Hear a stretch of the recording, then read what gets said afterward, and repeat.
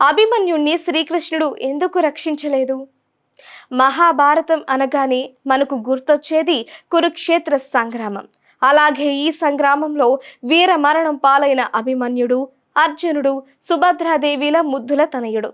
తల్లి గర్భంలో ఉన్నప్పుడే తండ్రి పద్మ వ్యూహం గురించి చెబుతూ ఉంటే శ్రద్ధగా ఆలకించాడు.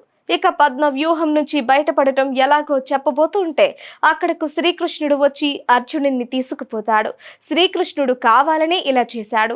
దీంతో అభిమన్యుడు పద్మ వ్యూహాన్ని ఛేదించడం మాత్రమే తెలుసుకున్నాడు, బయటపడటం మాత్రం తెలుసుకోలేకపోయాడు.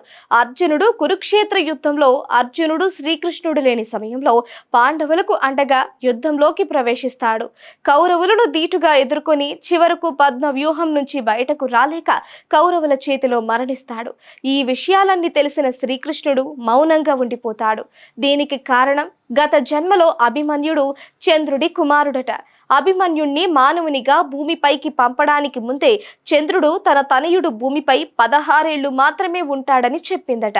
ఆ మాట ప్రకారమే 16 ఏళ్లకే అభిమన్యుడు మరణిస్తాడు. పైగా అర్జునుడు తన సోదరులపైనే యుద్ధానికి కాస్త వెనుకడుగు వేస్తూ ఉంటాడు. తనయుడిని హతమార్చడంతో పూర్తి స్థాయిలో మనస్ఫూర్తిగా యుద్ధానికి దిగుతాడు. పంచమ వేదంగా ఖ్యాతిగాంచిన మహాభారతంలోని వీర యోధులు అనగానే ముందుగా అందరి మదిలో మెదిలే పేరు అభిమన్యుడు. పాండవుల మధ్యముడు అర్జునుడు, సుభద్రాదేవిల తనయుడు అభిమన్యు, శ్రీకృష్ణుని మేనల్లుడు.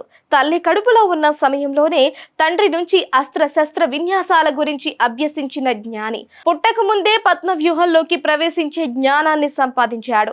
అయితే ఆ పద్మవ్యూహం నుంచి బయటపడే మార్గం తెలియక మరణించాడు. అయితే అభిమన్యుడు యుద్ధంలో ఇలా వీరమరణం పొందటం వెనుక ఒక ప్రత్యేక కారణం ఉంది. అందుకే శ్రీకృష్ణుడు కూడా తన ముద్దుల మేనల్లుడు అభిమన్యుణ్ణి ప్రాణాలు రక్షించలేదు.